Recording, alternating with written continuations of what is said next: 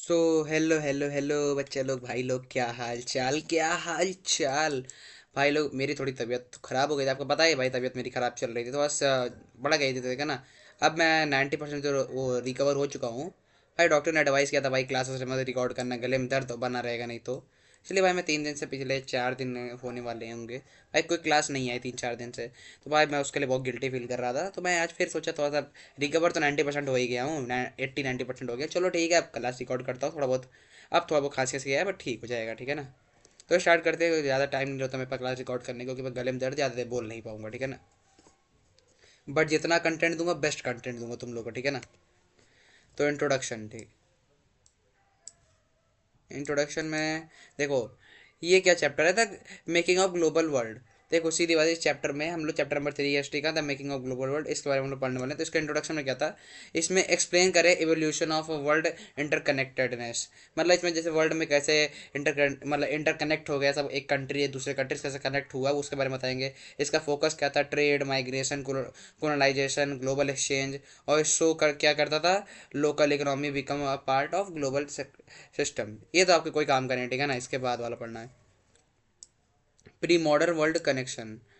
देखो इसमें क्या है कि पूरा वर्ल्ड बहुत बड़ा है। देखो इतने सारे स्टेट्स हैं, मतलब स्टेट्स तो क्या बताऊँ, इतने सारी कंट्री हैं, 7 वो हैं, क्या नाम है भाई, समझ लेना यार, थोड़ा सा भूल जाता हूँ भाई, समझ रहे हो। 7 महाद्वीप है, जिसको भाई मुझे कभी एक्चुअली में एशिया टाइप का, जैसे एशिया यूरोप इस टाइप का ही का होता है, मुझे याद नहीं आ रहा उसका नाम, ठीक है ना। तो इसमें प्री मॉडर्न वर्ल्ड कनेक्शन में क्या है कि लॉन्ग डिस्टेंस का जो ट्रेड होता है, उसको रूट्स को लिंक करते हैं। जैसे एफ्रो और इरोशिया, इरोशिया, ये दो जगहों को लिंक करे। Cross culture intersection shape in economic and culture. इसमें ट्रेवल्स हुआ, ट्रेडर्स आए, प्रीस्ट आए, प्रिलिम्स आए, इनेबल एक्सचेंज करे। मतलब समझ रहे हो, ये दो जगह थी, इफ्रो और इरोशिया। इसमें क्या हुआ, ट्रेड के लिए हम लोग रूट बनाया गया, हम लोग नहीं, मतलब बनाया गया था उस समय पे, ठीक है ना। और इसका मेन मोटिव क्या था, कि वहाँ पे हम लोग अपना कल्चर पहुँचा सके, ट्रेड पहुँचा सके, और ये सब कर सके, समझ रहे हो। और प्रीस्ट जाते तो वहाँ पे कल्चर फैलता, और ट्रेडर जाते तो वहाँ पे सामान वामान आता, ट्रैवलर्स वहाँ पे टूरिस्ट आ जाते घूमते तो उससे पैसे मिलता है, ठीक है ना, ये सब काम के लिए था। तो यहाँ का जो रूट का नाम है, इसको सिल्क रूट बोला जाता है। सिल्क रूट भाई आप लोग पढ़े होगे जहाँ तक आई होप आप लोग मैं इस तरह से पढ़ाता हूँ ना, कि मेरे को लगता है कि आप लोग पहले से एक बार एनसीईआरटी रीड करके आए हो, तो भाई करके आया करो, ठीक है ना। देखो सिल्क रूट वही है जो एशिया और अफ्रीका कनेक्ट करता है, ठीक है ना। और सिल्क रूट इसका नाम क्यों पड़ा है, क्योंकि उस तरफ हम लोग पहले सिल्क ट्रेड करते थे, स्पाइसेस, मेटल्स, और फिर प्रीशियस स्टोन से सबसे पहले वहाँ पे सिल्क ट्रेड किया जाता था।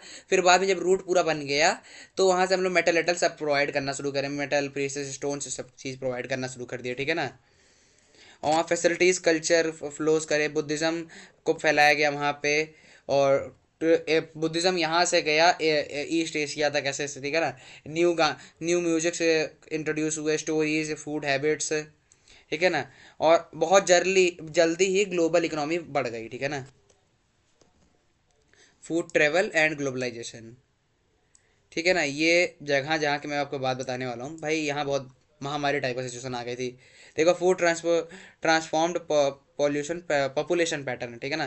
तो पोटैटो यूरोप में था, ठीक है ना। तो उसको increase nutrition and life spams हुआ। फिर मेज, टोमेटोज, चिलीज स्प्रेड हुआ अलग कंटिनेंट्स में, ठीक है ना। इसी कारण फूड एक्सचेंज हुआ था, और वर्ल्ड वाइड फैलाया गया। मतलब इसका सीधे से तुम समझो क्या है, मतलब पोटैटो सबसे पहली बार कहाँ, यूरोप में पाया गया, यूरोप में। फिर ऐसे मेज भी कहीं ना कहीं पाया होगा, टोमेटो कहीं पाया गया, जैसे कॉफ़ी यूरोप में। शायद हम इंडियन जो कॉफ़ी आई है, उसको हम लोग यूएसए से लेके आए हैं। वहाँ पे कोई बाबा थे ना, वो लेके आए थे यहाँ तक, इस टाइप से बाल में छुपा के। वैसे कहीं ना कहीं इसी माध्यम से ही, ग्लोबलाइजेशन के थ्रू ही फूड को पूरा ट्रेवल कराया गया है। तुम मैगी खा रहे हो, मैगी यहाँ का फूड नहीं था, बाहर का था, पर लेकिन हम खा रहे हैं, ठीक है ना, इस टाइप से। देखो 1942 में कोलंबोज रीच अफ्रीका, मतलब कोलंबो में अमेरिका वाले पहुंचे। और स्पेनिश एंड पुर्तगीज, मतलब अमेरिका में कैसे कब्जा हुआ था उनका, समझ रहे हो। कॉन्क्वेस्ट ऑफ अमेरिका, ये अमेरिका टॉपिक है। मतलब जो इंग्लैंड वाले अमेरिका पहुंचे, मैंने उनको पहले पता करा है, वहाँ कोलंबो गया, रीच करा कि कोलंबो वहीं ब्रिटिश था ना, तो वो 1942 में पता किया कि एक एक अमेरिका नाम की जगह है, वहाँ पे इतने लोग रहते हैं, वहाँ पे ऐसे, वहाँ खूब पैसे रुपए है, तो इंग्लैंड वाले क्या करें, उनका सीधे भाई हल्ला मोलो, वहाँ का पैसे चुरा लो सारे सारे, ठीक है ना। फिर वहाँ से आए, तो फिर उन लोगों का क्या था कि वो एक डिजीज था, चिकन फ्लू, चिकन फॉक्स लेके चलते थे। तो उसको क्या था, उसके जुकाम बुखार से वहाँ जैसे वो जगह तो नई नई एक्सप्लोर हुई थी ना, तो किसी वहाँ के लोग को हैबिटेट में पता नहीं था कैसे क्या बाहर के जगह में कैसे क्या होता है। तो फिर अब जब इंग्लैंड वाले वहाँ पहुँचे तो उनके पास दवा थी, तो वो 4-5 आदमी लेके चलते थे जहाँ जाना होता था, चिकन फ्लू वाले। और वो उसका क्या है, चिकन फॉक्स जो है, चिकन फॉक्स से बहुत सारे लोग, मतलब वो 12 एक एक दूसरे से फैलता रहता है, ऐसे करके वहाँ पूरा फैला दिए, वहाँ करोड़ों लाखों लोग मर गए, ठीक है ना। फिर वहाँ पे कब्जा कर लिए, सीधी बात। Indentured labour migration, eighteen 30 से लेकर 1920 तक 30 मिलियंस ऑफ माइग्रेट करे पीपल्स और worker from China, India, Africa to Caribbean, Fiji and Mauritius. ऐसे तक कॉन्ट्रैक्ट था 5 5 ईयर का, इसमें लो वेजेस था, हार्श कंडीशन थी। Link colonisation to global local market, मतलब यहाँ यहाँ से लोग 30 मिलियन से ज़्यादा लोग गए दूसरे में 5 साल कॉन्ट्रैक्ट पे, कि वहाँ सैलरी कम मिल रही थी पहले, तो 5 साल कॉन्ट्रैक्ट था उनका फिक्स, उनको 5 साल वहाँ बंद में मजदूरी करनी थी, और कंडीशन रहने की बहुत बेकार थी, और इसके कारण कॉलोनाइजेशन आ गया मार्केट में। 19th century of global economy, देखो drive and by industrial revolution, उसमें इंडस्ट्रियल रेवोल्यूशन आया था, mass product increase, trade demands हुआ, रेलवे स्ट्रीम से टेलीग्राफ इनेबल फास्टर ट्रेड्स हो गए, Britain used colonisation for raw material and market, gold standard stabilise international currency.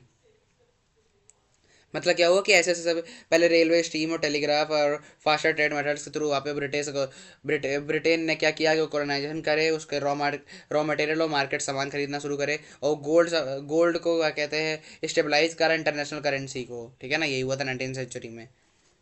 The great depression 1929 to 33, world economic collapse हो गई थी history में पहली बार, ठीक है ना। प्रोडक्ट डिक्लाइन, डिजास्ट्रिकल सिचुएशन में आ गया, वर्ल्ड ट्रेड फेल हो गई 50% से, India falling, agriculture price present suffered led to the rural property and increase nationalist anger. मतलब जानते ना इस समय पे क्या हुआ था, बहुत सारे एक्ट एक्ट लाए थे ना इंडिया में, मैंने पढ़ाया था आपको, ये 3 दिन 4 दिन पुरानी बात है भाई, अगर इतना भूल गए तो भाई तुम लोग तो बोर्ड पेपर नहीं देने लायक हो भाई। फिर से अगर ना पढ़े हो, जो ना पढ़ा हो भाई, सीधी बात, जो जो पढ़े उनको मैं बोल रहा हूँ ये बात, जो ना पढ़े हो जाके वह पढ़ लेना भाई, अगली वीडियो इसके बाद वो वाली है, तुम जाके पढ़ लेना, ठीक है ना। तो क्या हुआ था 1929 33 के बीच में इंडिया के में वो बहुत सारे रेवोल्यूशन हो रहे थे ना, तो वहाँ पे क्रॉस अरे क्रॉप फेल्ड हो गई थी, तो उसके बाद बहुत सारे लोग सफ़र कर रहे थे, तो उसी कारण से प्राइस बहुत कम मिले एग्रीकल्चर को, एग्रीकल्चर फेल्ड हो गया था उस समय पे। Post world war second economy, 1945 में रीस्ट्रक्चर नीड हुआ, institution form IMP, IMF and world bank, USA become major economic power, decolonisation में many new nations seeking development.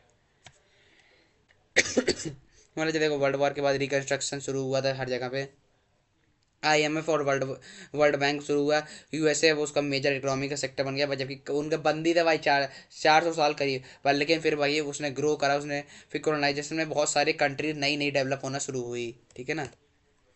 Globalisation in 20th century, multiple national corporation rose हुआ, rapid explanation of world trade हो गया, new technology connected nation, shift toward the liberalisation and open market. सीधी बात, इसको भाई तुम्हारे लिए क्वेश्चन है, इसको मैं समझाने वाला नहीं, क्योंकि मैं 19th सेंचुरी तक तुम्हें पढ़ाया, तुमको आई होप समझ में आया, तो अब तुम करके मुझे दिखाया।